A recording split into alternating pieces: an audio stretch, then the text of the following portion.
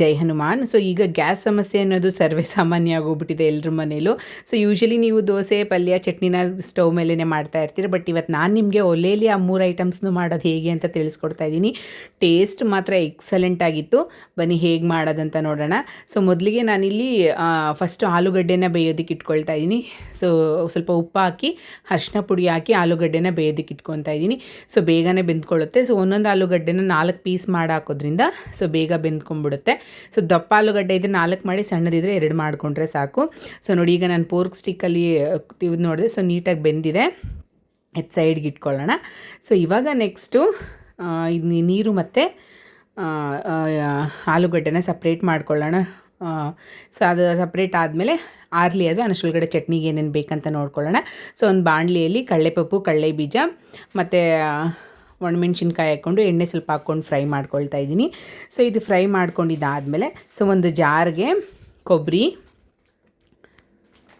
So ಆಗಲೇ ನಾವು fry ಮಾಡಿರೋ ಐಟಮ್ಸ್ ಹಾಕ್ಕೊಬೇಕು. ಸೊ ಕೊಬ್ಬರಿ ಸ್ವಲ್ಪ ಜಾಸ್ತಿ ಹಾಕ್ಕೊಳೋದ್ರಿಂದ ದೋಸೆ ಇಡ್ಲಿಗೆ ಚಟ್ನಿ ತುಂಬಾ ಚೆನ್ನಾಗಿರುತ್ತೆ.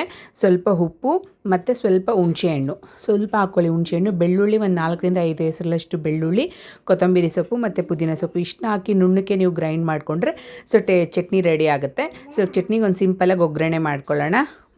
ಒಲೆ ಮೇಲೆ ಬಾಣಲಿನ ಇಟ್ಟು ಸೊ ಅದಕ್ಕೆ ಒಂದು 3 ಸ್ಪೂನ್ ಆಗೋಷ್ಟು ಎಣ್ಣೆ ಹಾಕ್ಬಿಟ್ಟು, ಸೊ ಎಣ್ಣೆ ಹಾಕಿದ್ಮೇಲೆ ಸ್ವಲ್ಪ ಎಣ್ಣೆ ಚೆನ್ನಾಗಿ ಕಾಯಲಿ. ಸೊ ಇದನ್ನು ಮಾಡಬೇಕಾದ್ರೆ ಉರಿ ಸ್ವಲ್ಪ ಕಡಿಮೆ ಮಾಡ್ಕೊಳ್ಳಿ.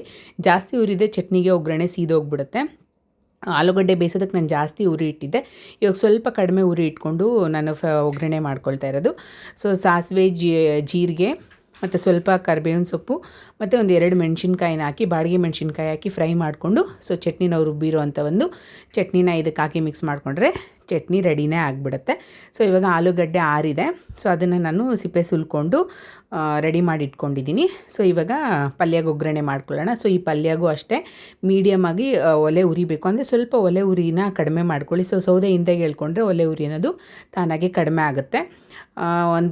ಸೊ ನಾನು ಇಲ್ಲಿ ನಮ್ಮ ಮನೇಲಿ ಏನು ಅಂತಂದರೆ ಒಲೆ ಮೇಲೆ ಅಡುಗೆ ಮಾಡೋದಕ್ಕೆ ಸಪ್ರೇಟ್ ವೆಸಲ್ಗಳನ್ನ ಯೂಸ್ ಅಂದರೆ ಪಾತ್ರೆಗಳನ್ನ ಯೂಸ್ ಮಾಡ್ಕೊಳ್ತೀವಿ. ಯಾಕಂದರೆ ಮಸಿ ಆಗಿಬಿಡುತ್ತಲ್ಲ, ಎಲ್ಲ ಪಾತ್ರೆ ಮಸಿ ಆಗಿಬಿಟ್ರೆ ಚೆನ್ನಾಗಿರೋದಿಲ್ಲ. ಅದಕ್ಕೋಸ್ಕರನೇ ಸೊ ಆಲೂಗಡ್ಡೆ ಬೇಯೋದಕ್ಕೆ ಯಾವುದಕ್ಕೆ ಇಟ್ಟಿದ್ನೋ ಅದರಲ್ಲೇ ಒಗ್ಗರಣೆ ಮಾಡ್ಕೊಳ್ತಾ ಇರೋದು.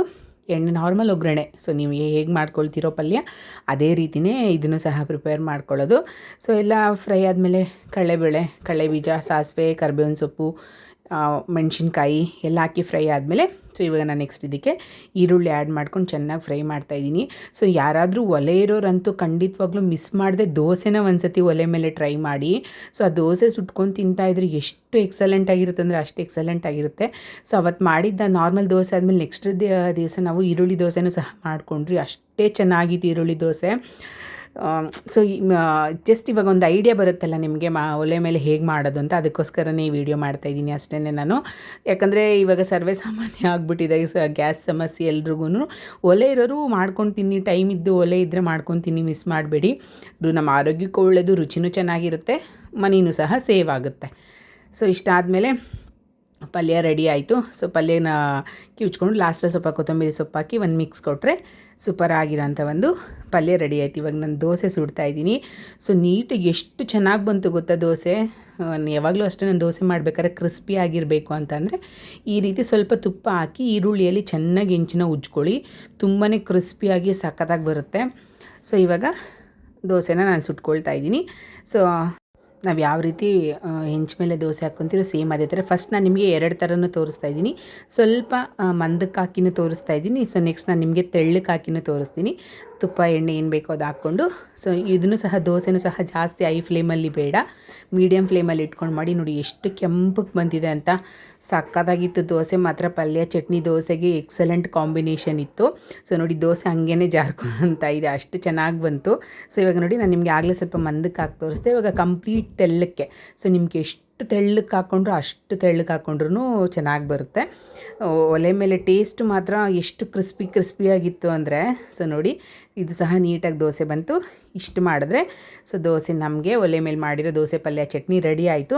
ಸೊ ಐ ಹೋಪ್ ನಿಮ್ಗೊಂದು ಐಡಿಯಾ ಬಂದಿರುತ್ತೆ ಅಂತ ಅಂದ್ಕೊತೀನಿ. ಇನ್ ಕೇಸ್ ನಿಮ್ಗೇನಾದರೂ ಒಲೆ ಇದ್ದು ಯಾವುದಾದ್ರೂ ಅಡುಗೆ ನಿಮ್ಗೆ ಮಾಡೋದು ಐಡಿಯಾ ಇಲ್ಲ ಅಂತಂದರೆ ನನಗೆ ಆ ಅಡುಗೆನ ಕಮೆಂಟ್ ಮಾಡಿ. ಇಫ್ ಪಾಸಿಬಲ್ ನಾನು ಅದನ್ನು ಮಾಡಿ ತಿಳಿಸ್ತೀನಿ ಅಂತ ಹೇಳ್ತಾ thank you so much. Bye.